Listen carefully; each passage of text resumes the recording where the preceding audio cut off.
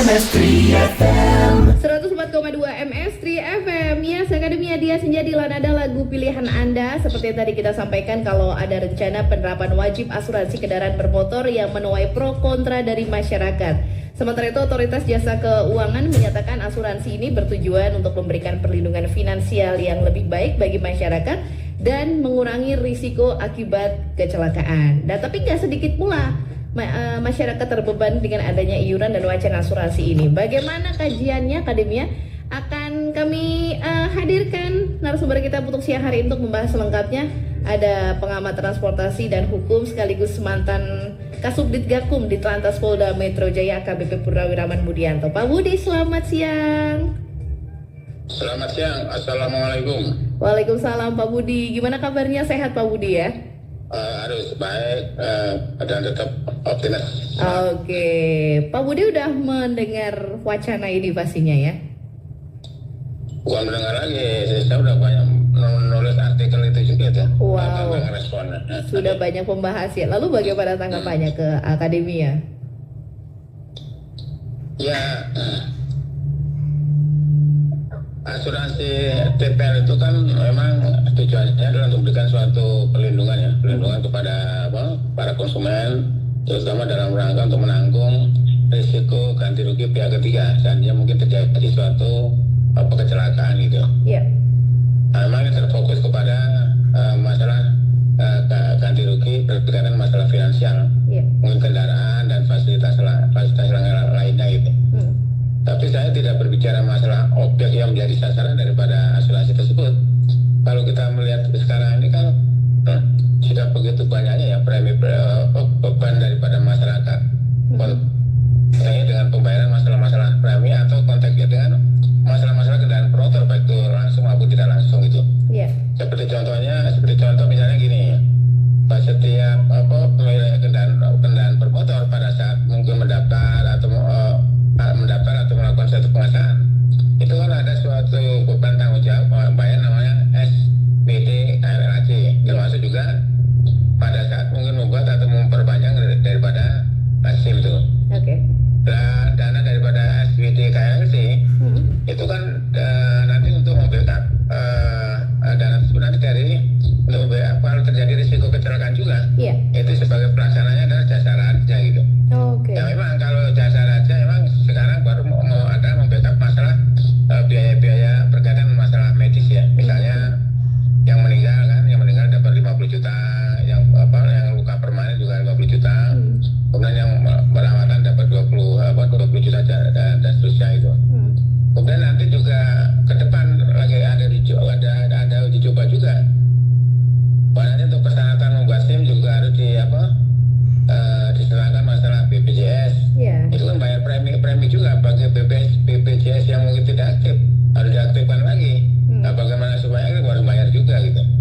Terus ketiga, pada saat mungkin masyarakat kredit kendaraan bermotor, itu kan sudah ada namanya asuransi Allres atau DLO dan sebagainya itu. Betul. Ya, emang beban daripada masyarakat itu sudah cukup banyak itu. Nah sekarang konteksnya dengan masalah TPL itu menanggung risiko pihak yang ketiga. Itu memang undang-undangnya sudah ada ya, Undang-Undang 4 nomor 2003 ya. Tentang pengembangan penguatan daripada sektor keuangan itu. Betul. Dalam undang-undang tersebut di pasal 39 ayat 1 itu ada tertulis bahwa pemerintah bisa mengadakan suatu asuransi wajib sesuai dengan kebutuhan gitu. Nah kalau nggak salah itu sekarang tinggal menunggu aturan pelaksanaannya PP-nya gitu. Nah terus mungkin saya mau menyarankan kepada pemerintahan dalam hal OJK, termasuk Menteri Keuangan, termasuk mungkin Badan Fiskal dan seterusnya, pada saat membahas PP aturan turunan ini, itu harus betul-betul cermat tuh. Dalam arti jangan sampai kemudian memberikan suatu beban yang berat kepada masyarakat kita itu. Apalagi sekarang kan kalau kita lihat bahwa masih banyak lah yang susah gitu ya, daya beli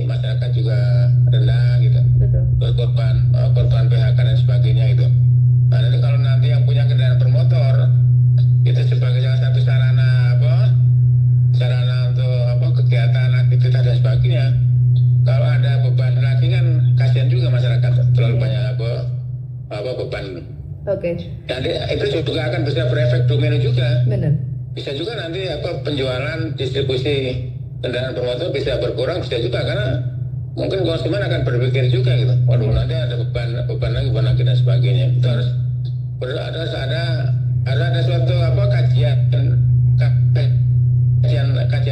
kajian lagi sebelum PP tersebut turun ini. Iya. Pak, sebenarnya ini sudah urgent belum sih untuk mengemukakan wacana ini ke publik, bahkan ini menerapkan ke masyarakat kita, Pak?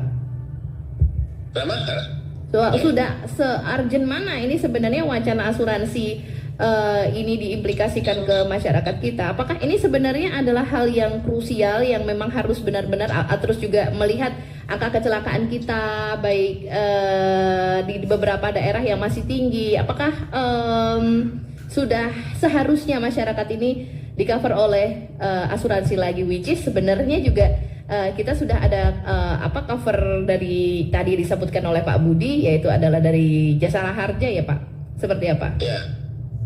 Ya kalau kita lihat dari tujuannya itu bagus kan, memberikan perlindungan kepada memberikan suatu perlindungan khususnya adalah menanggung tuntutan risiko pihak ketiga, dan alasan pemerintah juga bahwa ini adalah untuk dalam rangka untuk menguatkan daripada industri otomotif, atau ini merupakan bagian daripada ekosistem daripada industri otomotif juga tuh. Tapi kalau melihat keadaan masyarakatnya sekarang, ya khususnya mungkin kelas menengah ke bawah dan sebagainya kan, situasinya kayaknya kurang tepat ya kalau akan sekarang. Belum merupakan suatu hal yang urgent gitu, walaupun tujuannya baik loh. Harus ini berikan suatu ruang yang cukup lah untuk memberikan suatu pemahaman kepada masyarakat itu tentang mungkin plus negatifnya asuransi TPL ini gitu, termasuk untuk benefitnya sejauh mana gitu. Jangan kemudian pemerintah berlindung di balik undang-undang gitu. Ya, memang undang-undangnya sudah ada gitu. Tapi bahwa undang-undang tersebut kan sifatnya masih umum ya. Kalau seandainya belum dibuat turunannya PP itu juga belum bisa dilaksanakan undang-undang tersebut itu. Nah, tentunya kami mengharapkan bahwa seandainya nanti betul-betul akan dilaksanakan pembuatan PP ini betul-betul harus cermat betul melihat situasi kondisi ya di tengah-tengah masyarakat. Oke, baik. Pak, ini ada beberapa komentar yang sudah muncul melalui WhatsApp di 0855 800 1042. Di sini Heri menyampaikan masyarakat sudah capek dengan angsuran kendaraan, ditambah ada iuran lagi untuk asuransi, ya. Terus juga Iman menyampaikan polanya masih sama, yaitu berdasarkan teori manfaatnya, tetapi untuk praktek layanannya belum ada jaminan untuk asuransi ini bakal berjalan dengan baik ya. Artinya kalau ada kecelakaan tidak bisa bergerak cepat gitu, malah dipersulit dan haruskan lampirkan syarat dokumen dan lain sebagainya, padahal kondisi masih urgent. Itu sih komentar, jadi ada yang perlu dikaji ulang Pak, kalau berdasarkan dari komentar dari masyarakat gitu akademia ya. Baik, bagaimana tanggapannya Pak Budi? Ya, saya kira bahwa tanggapan dari masyarakat itu juga cukup bagus ya. Itu merupakan suatu bentuk kepedulian, tanggung jawab, kecintaan kepada tanah air gitu. Betul. Mungkin masyarakat curiga dan mungkin skeptis juga kan. Adanya akhir-akhir ini fenomena asuransi yang bermasalah kan. Iya. Dulu ada Asabri, kemudian ada Jiwasraya, ada Bumi Putra dan sebagainya, termasuk asuransi yang lain. Pada saat mungkin membayar premi dikejar-kejar gitu. Tapi begitu mau mengklaim susahnya minta ampun. Iya. Sama lah seperti saya juga dari Bumi Putra itu, saya juga udah kontraknya udah habis, tapi begitu mau mengklaim sampai beberapa tahun susahnya minta ampun. Itu sama. Ya itulah dari fenomena seperti itu. Karena terus masyarakat itu curiga, skeptis terhadap program-program, antara lain masalah program ini, TPL ini, antara lain gitu. Iya, karena asuransi yang sudah ada aja berjalannya masih mungkin kurang sesuai ekspektasi masyarakat ya, Pak. Jadi kita sedikit flashback selama ini asuransi untuk laka lantas bagaimana sih untuk mengcovernya? Apakah sesulit itukah mengklaim Pak Budi? Kalau khususnya jasa raja oke lah, bagus, karena saya tahu persis bahwa jasa raja itu ditempatkan di unit-unit lantas ya, atau di satuan lantas gitu. Kalau di Polda namanya di Gakum. Oke. Di Gakum itu ada personel dari jasa raja, kemudian di wilayah ada di satu lantas itu juga ada yang anggota dari jasa raja yang standby. Jadi begitu ada kecelakaan, mereka itu proaktif sekali tuh, proaktif koordinasi dengan polisi gitu. Kemudian kalau sudah dibuat laporan polisi, langsung korbannya untuk ngisi formulir dan sebagainya. Cepat itu, bagus. Kalau dari jasa raja kita akuin bagus, responnya cepat gitu. Oke, Sama baik. ini sangat bagus. Oke, baik Pak. Terakhir, apa yang harus dikaji dari wacana kebijakan ini agar tidak membebani masyarakat, serta bagaimana harapan Pak Budi terhadap wacana ini yang nantinya misalnya ini sudah real akan diaplikasikan ke masyarakat Indonesia? Ya, nanti pada saat membuat peraturan pemerintah sebagai aturan pelaksananya, itu harus betul-betul cermat dan jeli gitu, dan komprehensif gitu. Kalau memang perlu dilampirkan lagi kajian yang berkaitan dari beberapa aspek tadi, dari aspek yuridisnya bagaimana, aspek ekonomi bagaimana, sosial dan sebagainya itu. Kemudian nanti kalau sudah dibuat PP-nya, berikan suatu ruang sosialisasi yang cukup gitu untuk memberikan suatu pemahaman kepada masyarakat lah. Dan kemudian nanti berlindung di balik undang-undang. Yang penting ada undang-undangnya dan ada peraturan perundangan dan sebagainya. Ya memang bahwa undang-undang itu begitu dicatat dalam lembaran negara itu otomatis itu berlaku gitu. Jadi masyarakat yang mungkin senang maupun tidak senang harus tunduk juga itu. Makanya tadi jangan kemudian berlindung di balik undang-undang tersebut. Betul-betul ada suatu kajian yang matang dalam rangka untuk meminimalkan risiko, atau ini merupakan bagian daripada langkah mitigasi gitu. Baik, Pak Budi, terima kasih atas waktunya kepada Radio MS3 FM, Pak. Ini semoga wacana ini kalau memang harus bergulir dan juga harus kita terapkan dalam kehidupan sehari-hari, masyarakat udah siap, at least tidak membebani kehidupan mereka dengan angsuran-angsuran yang lain gitu loh, Pak ya. Benar. Pak Budi, terima kasih sekali lagi, selamat kembali beraktivitas.